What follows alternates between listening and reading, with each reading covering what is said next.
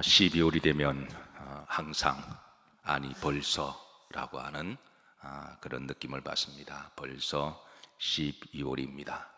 1년 365일 가운데 이제 하나님 은혜로 또 335일을 하나님이 잘 인도해 주심을 감사드리며 이제 올 한 해도 이제 30일 남았습니다. 30일을 잘 마무리하는 여러분과 저가 되기를 주의 이름으로 축복합니다. 월성 말씀은 따라서 하십니다. 마음을 넓히라. 12월이 되면 늘 아쉽고 미련이 남아 있습니다. 아직 못다 이룬 것들이 많이 있는데 이제 또 마무리도 해야 되니 늘 아쉽습니다. 또 그런가 하면 12월이 되면 사는 게 워낙 힘들고 바빠서 그런지 우리 마음이 왠지 좀 쪼그라드는 것 같기도 하고 또 마음이 좁아진 것 같기도 하고 그래서 12월이 다가기 전에 우리 마음을 좀 활짝 넓혀야 할 줄로 믿습니다. 이 좁은 마음으로 우리는 새해를 맞이할 수가 없습니다. 하나님이 예비하신 내년 한 해는 하나님이 또 많은 것들을 준비하실 터인데 우리가 마음을 좀 활짝 넓혀야 또 하나님이 예비하신 축복들을 우리가 넉넉하게 받을 수가 있기에 올해를 다 보내기 전에 혹시 사는 게 힘들고 또 바빠서 세상이 우리 마음을 좁게 했다면 하나님 안에서 마음을 좀 활짝 넓히는 그런 한 달이 되기를 기도하고 축복합니다. 또 마음을 넓혀야 할 이유가 하나가 더가 있습니다. 주님이 오시기 때문에 그렇습니다. 오늘 문들아 열어라 라고 하는 찬양이었습니다. 우리가 대문도 활짝 여는 것도 중요하고 손님 맞이하기 위해서 교회 문도 활짝 열어서 주님이 오시는 것도 정말 중요하지만 우리 마음의 문이 닫혀 있으면 주님이 들어오실 수가 없습니다. 주님의 넓은 마음을 우리가 모시고 품으려면 먼저 우리 마음도 넓게 만들어서 주님을 잘 모시는 대강절 되기를 기도합니다. 잘 아시겠지만 우리 기독교는 12월이 되면 이제 주님 오심을 준비하는 강림절을 시작합니다. 강림절의 계산은 성탄절의 역산을 계산해서 4주 전부터 시작합니다. 그래서 먼저 이제 십자가의 보라색 천을 그렇게 드리우는데요. 이 보라색은 우리 기독교에 주는 색깔의 영성의 삼중적 의미가 있습니다. 첫 번째는 고난입니다. 그래서 우리가 사순절이나 또 고난 주간이 되면 또 이렇게 보라색을 그렇게 우리가 걸고 바라봄으로 주님의 고난이 나를 위해서 죽으신 고난임을 우리가 다시 한번 기억하고 우리도 주님의 말씀처럼 누구든지 나를 따라오려거든 자기 못을 지고 십자가를 지고 또 우리도 주님을 사랑하기에 우리가 사랑하는 주님이 가신 그 고난을 조금이라도 우리가 동참하기 위해서 각자 내 신앙의 방식으로 어떤 이들은 절제하고 어떤 이들은 절언하고 어떤 이들은 금식하고 어떤 이들은 또 이렇게 헌신하고 봉사함으로 각자 나름대로 고난에 동참하고 있습니다. 또 보라색은 왕권을 좋은 길을 상징합니다. 또 세 번째 보라색은 기다림을 상징하죠. 그래서 이제 대강절은 주님 오심을 기다리는 그런 절기기에 이제 우리가 기다림의 보라색으로 우리가 준비합니다. 강단 앞에 보시면 초를 4개가 있습니다. 초 4개 칼라가 주는 영성의 의미가 있어서 이제 보라색은 이제 기다림의 촛불이라고 이야기하죠. 그래서 이제 첫 번째 주에 이 초의 불을 밝힘으로 이제 주님 오심을 기다리는. 자, 두 번째 초가 약간 연보라색입니다. 이 보라색은 회개를 상징합니다. 우리가 주님을 맞이하기 위해서 우리가 먼저 회개하고 또 이렇게 이제 마음의 준비를 할 때 주님은 이제 죄가 사해진 곳에 우리 마음에 들어오시죠. 그 다음 세 번째 촛불은 분홍색 촛불이죠. 이 촛불의 의미는 이제 기쁨을 상징합니다. 우리가 기다리되 기쁨과 소망을 가지고 기다리는. 그리고 네 번째 초는 어떤 초죠? 하얀색입니다. 하얀색은 사랑을 의미합니다. 완성을 의미하기도 하고요. 그래서 이제 네 번째 촛불을 밝힐 때는 이제 성탄 주간이 되어서, 그리고 촛불을 밝힐 때 이제 하나가 더해짐으로 불이 점점 밝아지는, 그래서 네 개의 촛불이 다 켜지면 이제 불이 완전하게 밝혀지는 그런 신앙 고백적 의미로 제단을 그렇게 불을 밝힙니다. 사랑하는 성도 여러분, 교회에서 촛불을 밝히듯 중요한 것은 우리 각자의 마음이 하나님의 성전이 되어서 불이 하나하나 더 밝아져서 우리 마음속에 빛의 잔으로 어둠이 물러가고, 그래서 거룩한 빛으로 충만하게 채워지시는 12월 한 달이 되시고, 그리고 목적은 주님 오실 때에 우리가 환하게 맞이할 수 있는 그런 우리의 마음 밭이 되기를 주의 이름으로 축복합니다. 자, 오늘 고린도후서 6장 11절부터 13절까지인데요. 자, 11절 말씀 보시면 여기 이제 우리의 마음이 뭐해졌으니 넓어졌다 그랬습니다.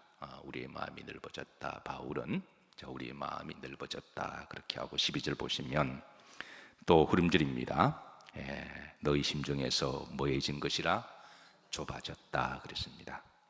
13절에는 후렴절입니다. 합독합니다. 너희도 마음을 넓히라 그랬습니다. 그래서 이제 넓은 마음, 좁은 마음, 이 말이 반복되어서 교차되어서 우리들에게 메시지를 줍니다.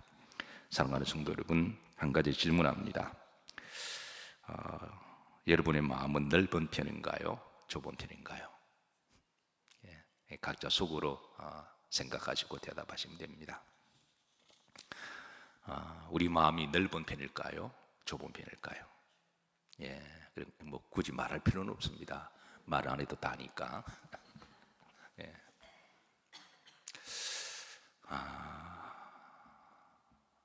조금 더 좀 다른 각도로 질문해 볼까요? 예수님 믿는 사람의 마음이 넓은 편인가요? 좁은 편인가요? 그것도 속으로 생각하시면 됩니다. 저는 제 목회정 가운데 이제 믿지 않는 사람의 상담 중에 제가 이런 상담을 받고 제 머리 잔상에 가끔 떠오릅니다. 신앙생활을 이제 같이 시작했고 아직 믿는 사람이라고 할 수 없는 분이에요. 하루는 다소 좀 격앙된 분위기를 가지고 좀 씩씩거리면서 왔습니다. 목사님, 상담할 게 있습니다.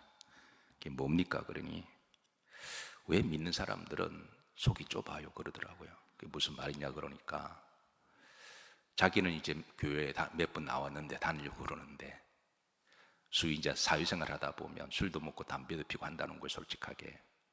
그런데 우리는 문제가 생기면 그냥 숫댓말로 술 한 잔 먹고 그냥 끝내버린대요. 그렇다고 술 먹으라는 말은 아닙니다. 그런데 교회 다닌다고 하는 사람들은 한번 꽁 하면 그거 왜 풀지 않냐는 거예요. 차라리 한 잔 먹고 푸는 게 낫지 않냐는 거예요. 그 말이 제 잔상에 늘 남아 있습니다. 우리 믿는 사람들은 믿지 않는 사람들보다 마음이 더 넓고 더 커야 되는 게 지극히 당연한 일이거늘 아마 그 사람만의 생각일 수도 있습니다. 그 사람이 관계한 그 사람만 그럴 수도 있지만, 그러나 그 사람이 던지는 그 질문이 메아리가 되어서 가끔 우리 마음속에 질문할 때가 있습니다. 우리 믿는 사람들이 세상 사람들보다 마음이 넓은 편일까요? 좁은 편일까요? 그것은 우리 스스로 던질 질문이기도 하고, 또 내 마음은 우리가 주님을 믿는다고 하면서 마음이 넓은 편인가 좁은 편인가 우리가 질문 한번 던지기도 해야 할 때입니다. 오늘 바울은 고린도 교인들에게 6장 11절입니다. 이렇게 고민합니다. 고린도인들이여, 너희를 향하여 우리의 입이 열리고 우리의 마음이 뭐해졌으니 넓어졌으니. 이게 우리라고 하는 것은 바울과 디모데를 이야기합니다. 사실 바울도 한때 주님을 만나기 전에 마음이 참 좁은 사람이었습니다. 디모데도 주님을 만나기 전에 마음이 좁은 사람이었습니다. 사실 성경에 보면 예수님의 제자들도 주님을 따르기 전에 다 마음이 좁은 사람들이었습니다. 베드로도 그러하고 요한도 그러하고 야고보도 그러합니다. 그런데 놀라운 것은 이들이 주님을 알아갈수록, 저들의 영성이 깊어질수록, 하나님을 닮아갈수록 이상하게 저들의 마음은 점점 넓어졌습니다. 그 넓어진 마음이 이제 주변의 사람들을 다 품을 수 있는 마음이 되고, 그 넓은 마음이 십자가를 지는 마음도 되고, 그 넓어진 마음이 주님을 닮아가는 마음이 되는 것, 그 마음 속에 하나님이 들어가 계시고 하나님의 마음으로 그렇게 넓어졌다고 하는 것은, 이거는 우리가 신앙생활을 제대로 했다면 이것은 당연 그렇게 될 마음이기도 하지만, 그리고 이런 마음을 가진다고 하는 것은 참으로 복인 줄로 믿습니다. 12절 보십시다. 바울은 이렇게 고민합니다. 후렴절입니다. 너희 심정에서 좁아진 것이다. 이걸 공동번역에서는 이렇게 번역을 했어요. 자, 다 같이 한번 합독하시죠. 여러분을 대하는 우리의 마음이 옹색한 것이 아니라 여러분이 스스로 자기 마음을 옹색하게 만들었습니다. 그러니까 바울은 고린도인들에게 너희들이 마음이 좁아진 것은 너희 스스로 마음을 좁아지게 만들었다라고 일러줍니다. 물론 우리가 힘든 세상을 살아가다 보면 세상이 우리를 마음을 좁게 만들기도 해요.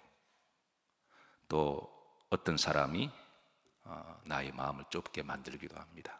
그러나 근원적으로 본질의 문제는 너희 스스로 마음을 좁게 만들었다라고 그렇게 일러줍니다.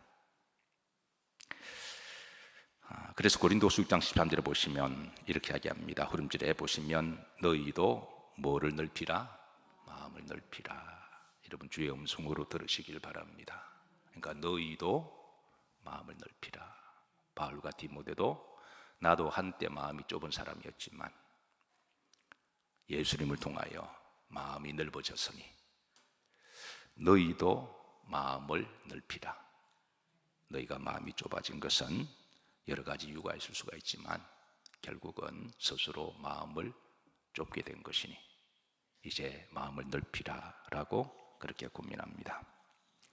사랑하는 성도 여러분, 우리가 마음이 넓다고 하는 것은 그게 복일까요? 아니면 그게 기분 나쁜 일일까요? 내가 마음을 넓게 가지는 것은 그게 본인에게 복입니다. 마음이 좁아지면 그건 스스로 복을 거둬차는 것과 같은 거죠. 자기만 손해입니다. 자기만 답답함 안에서 갇혀 사는 거고, 자기만 계속 오해하게 되는 거고, 자기가 더 자기를 힘들게 하는 것이니 하나님은 우리의 마음이 그렇게 되기를 원치 아니합니다. 아니 벌써 12월입니다. 우리가 한 해를 살아오면서 참 많은 힘든 일도 있었고 또 어려운 일도 있었고 때로는 상처를 받기도 하고 많은 문제가 있었지만, 그러나 지나간 것은 이제 다 잊어버리고 우리가 내년 한 해 하나님이 준비하신 또 내년의 시간의 선물, 하나님이 내년에 또 어떤 복을 주실지 모르시잖아요. 그걸 우리가 우리 마음에 다 담기 위해서는 우리가 남은 30일을 잘 마무리해서, 마무리하는 것 중 하나가 마음을 이렇게 넓히는 것이 우리가 주님이 주실 복을 준비하는 마음인 줄로 믿습니다. 무엇보다도 주님이 오십니다. 주님이 오시는 대강절에 우리가 넓은 마음으로, 주님은 좁아진 마음에 들어갈 수가 없어서요. 주님은 넓은 마음으로 들어오시고, 어떻게 하면 우리 마음을 넓힐 수가 있을까? 오늘 성경은 세 가지를 알려줍니다. 시편 119편 32절에 시인은 이렇게 기도합니다. 합독합니다. 주께서 내 마음을 넓히시면. 여기까지만 합시다. 마음을 넓힌다고 하는 것은 사실 자신의 의지나 인격으로 안 됩니다. 왜냐하면 마음이 좁아진 것은 그만큼 인격과 의지도 좁기 때문에 그렇거든요.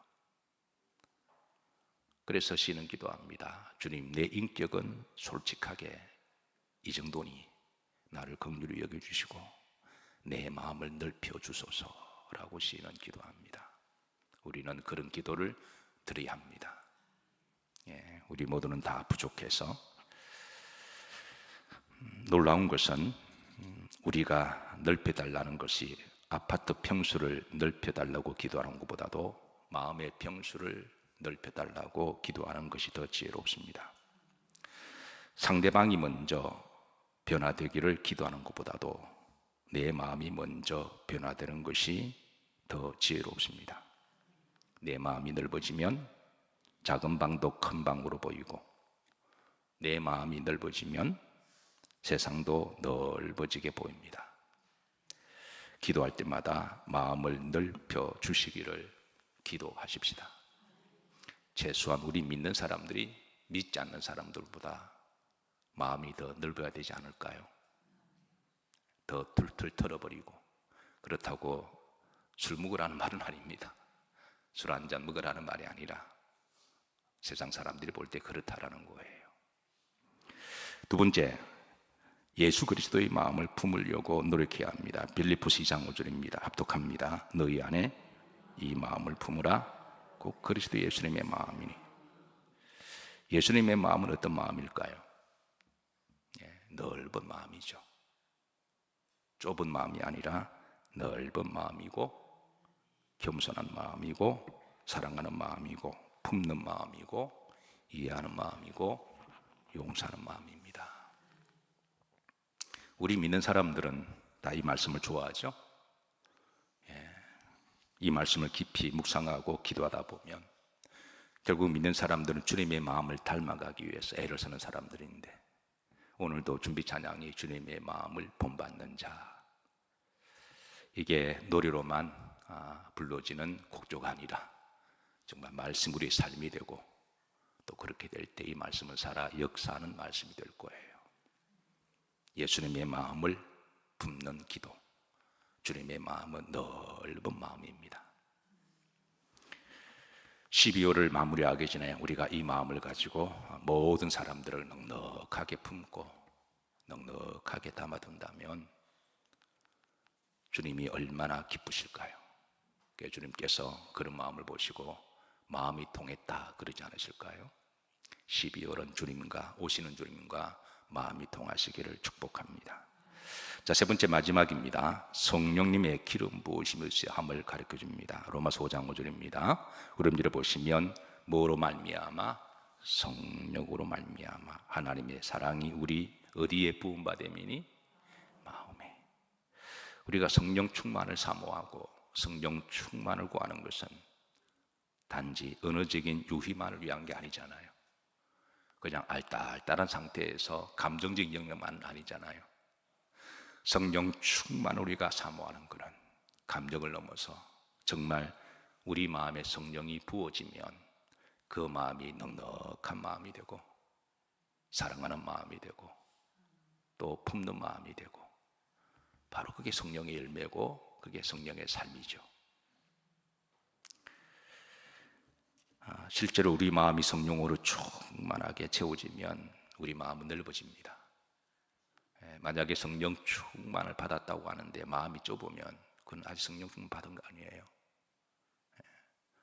성령은 실제입니다. 우리가 성령을 영어로 spirituality라고 이야기하죠. spirituality. 보통 영어의 뒤에 RDT로 끝나면 그건 실제라고 하는 뜻을 가지고 있다고 그래요. 그러니까 성령은 실제라고 하는 것이죠. 리얼리티 할 때 리얼리티가 실체잖아요. 그러니까 spirituality 그러면 성령은 이념이 아니라 실체다. 우리 기독교가 자꾸 성령을 이념이나 어떤 아이디어를 한 차원에서 자꾸 성령 충만하면 우리는 바람잡기식으로 자꾸 되어버립니다. 그렇게 되면 신앙이 형식만 남게 되는 거죠. 율법만 되는 겁니다. 근데 성령은 율법도 아니고 형식도 아니라 삶 그 자체입니다. 그래서 우리는 성령 충만하기를 기도해야 됩니다. 주님이 오시는 대강절의 첫날에 우리는 마음을 넓혀야 함을 이사야 선지자는 이렇게 가르쳐 줍니다. 합독합니다. 외치는 자의 소리여 이르되 너희는 광야에서 여호와의 길을 예비하라. 사막에서 우리 하나님의 대로를 평탄하게 하라. 단지 길 닦고 도로 공사하라는 말이 아닙니다. 바로 우리 마음의 길을 준비하고 마음을 잘 닦아 놓으면 주님이 오셔서 각자의 마음속에 들어가십니다.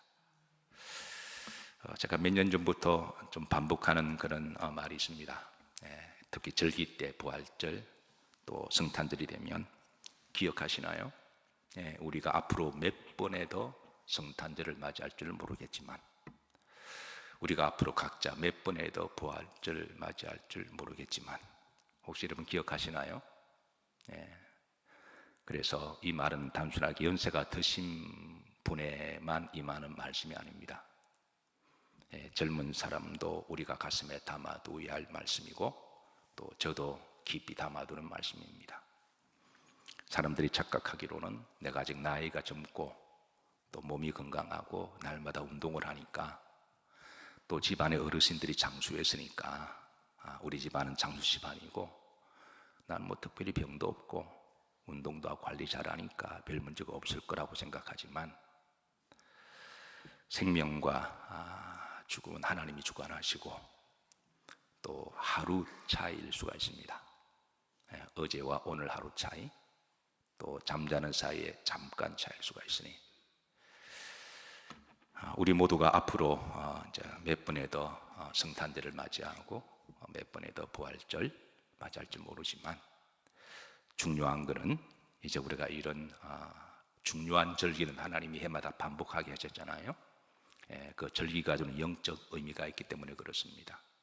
다시 한번 올 한해 성탄절은 내 여정의 마지막 성탄절이라고 생각하시고, 이제 마음을 활짝 넓히시고 또 주님을 온전히 모시는 그런 넓은 마음이 되시고, 또 내년 한 해 하나님 우리에게 주실 예비하신 선물과 축복이 있습니다. 또 그것을 가득 담을 수 있는 그런 내년이 되기를 주의 이름으로 축복하며, 다시 한번 올해 가기 전에 우리 마음이 아주 넓어지는 그런 풍족한 마음이 되시기를 주의 이름으로 축복합니다. 자, 우리